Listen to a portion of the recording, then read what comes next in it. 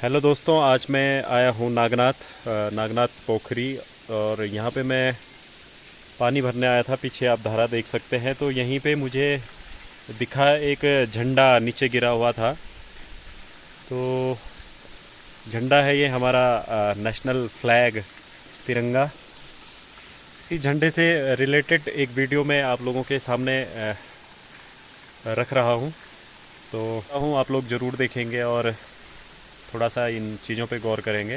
ये गिरा हुआ था, ये हमारा नेशनल फ्लैग, राष्ट्रीय ध्वज है। ये हमारा राष्ट्रीय प्रतीक है। ये हमारे देश का अभिमान, स्वाभिमान है। और मैं आपको बता दूं, जो इसका जो ये डिज़ाइन जो तैयार किया था, इसको मूर्त रूप दिया था, वो व्यक्ति थे पिंगली वेंकैया। और 1947 1947 तक भारत की जो स्वतंत्रता का जो आंदोलन थे, तमाम आंदोलन जो रहे, आंदोलनों का झंडा भी यही तिरंगा रहा है। और इस तिरंगे का एक फिक्स डायमेंशन, एक अनुपात होता है। इसकी लेंथ और इसकी विड्थ में 3:2 का एक रेशियो होता है, 3:2 का अनुपात होता है। और पहले जब ये स्वतंत्रता के आंदोलनों में का ये झंडा हुआ करता था, तो इस पे जो ये सफ़ेद पट्टी पे आप देख रहे हैं 24 तीली वाला चक्र है, उसकी जगह पे चरखा हुआ करता था। तो ये जो चक्र लिया गया है, ये अशोक चक्र से लिया गया है। और 24 तीली का मतलब 24 घंटे, आप सब जानते ही हैं। प्रतीक चाहे हमारे कोई भी हों, राष्ट्रीय हों, धार्मिक हों, जब तक एक परंपरा और पवित्रता इनके साथ जुड़ी रहती है, इनकी एक मर्यादा बनी रहती है और ये बढ़ती रहती है। तो हमारे राष्ट्रीय ध्वज के साथ भी ऐसा ही कुछ होना चाहिए। इनकी मर्यादा, इनकी गरिमा बनी रहनी चाहिए। पहले जो नियम था कि राष्ट्रीय ध्वज हाथ से बना हुआ, हाथ से कता हुआ, ऊनी, सूती या सिल्क के कपड़े पे ही बना होता था। इसको जो इस झंडे को जो बनाने का पहला लाइसेंस दिया गया था देश में, वो कर्नाटक खादी ग्रामोद्योग संयुक्त संघ को दिया गया था। तो वही देश के विभिन्न भागों में इस झंडे को बनाते थे, हाथ से इसका मैन्युफैक्चर किया जाता था। इसका जो कार्यालय है, जो मुख्यालय है, वो कर्नाटका के धारवाड़ जिले के हुबली शहर में है। तो ये लोग बड़े बखूबी, बहुत ही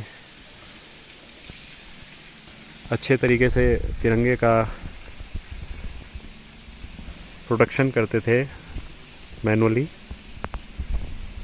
जिसके बाद अभी पिछले वर्ष 30 दिसंबर 2021 को केंद्र सरकार ने यह फैसला लिया कि अब राष्ट्रीय ध्वज को हाथ से ही नहीं बल्कि मशीनों से भी बनाया जा सकता है।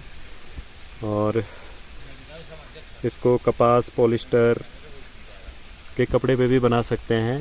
ज़रूरी नहीं कि इसको सूती और ऊनी, सिल्क के ही कपड़े पे बनाया जाए। तो ये भी इस समय वर्तमान में देश में एक चर्चा का विषय बना हुआ है कि क्या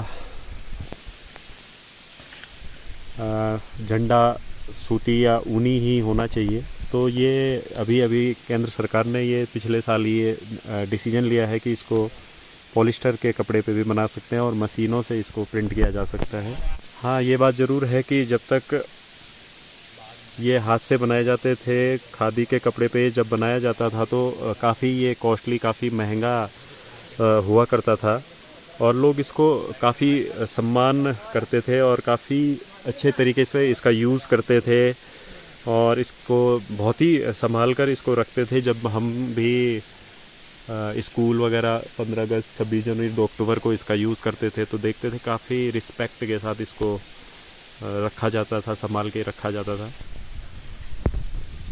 और मैं ये मेरा मानना है, और मैं ये मानता हूँ कि आज तक जो भी खादी पे बना हुआ, जो हाथ से बना हुआ जो झंडा हुआ करता था, उसको मुझे लगता है मैंने या किसी ने भी इस तरीके से कहीं पड़ा हुआ नहीं देखा होगा कि काफ़ी सम्मान से लोगों ने फटे हुए झंडों को भी आज तक संभाल के रखा हुआ है। लेकिन अब पॉलिस्टर के जो ये झंडे 20-20, 25-25 रुपए में मिल रहे हैं, तो हम देख रहे हैं कहीं भी कीचड़ में और मिट्टी से लथपथ रोड के किनारे बाइकों पे किस तरीके से लोग झंडे का यूज़ कर रहे हैं, किस तरीके से झंडे का उपयोग लोग कर रहे हैं। यह काफ़ी पिछले दिनों से काफ़ी देखने को मिल रहा है। साल 2002 से पहले जब राष्ट्रीय ध्वज को कोई भी और किसी भी समय नहीं फहरा सकता था, और रात के समय इसको तो बिल्कुल यूज़ नहीं किया जा सकता था। भारत सरकार बनाम जिंदल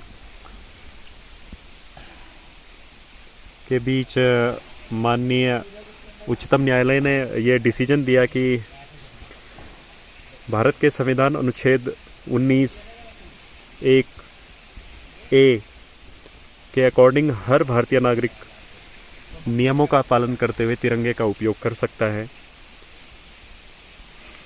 अब यह हम लोगों पर डिपेंड करता है कि हम अपने नेशनल फ्लैग, नेशनल जो हमारी चीज़ें हैं, जो हमारे प्रतीक हैं, जो हमारे सिंबल हैं, हम इनको किस तरीके से हम अपने देश का सम्मान करते हैं, किस तरीके से हमें इसका उपयोग करना है, और किस तरीके से दूसरे को ये समझाना है कि इनका निरादर बिल्कुल नहीं किया जाना चाहिए।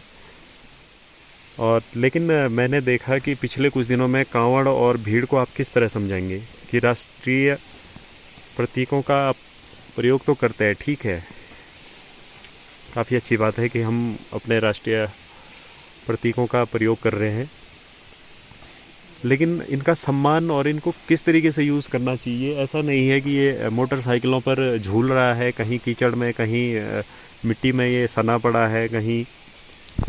तो अंतिम में मेरा यही एक सभी लोगों से अनुरोध है कि सभी लोग इसको अपना एक सम्मान, एक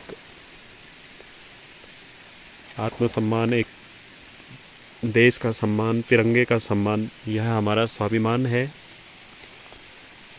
और हमें इस पे गर्व है।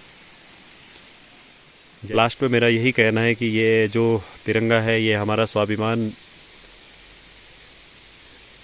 ये हमारा अभिमान और ये हमारे देश का एक अभिमान है। तो हम इसका सम्मान करें, आदर के साथ इसको यूज़ करें।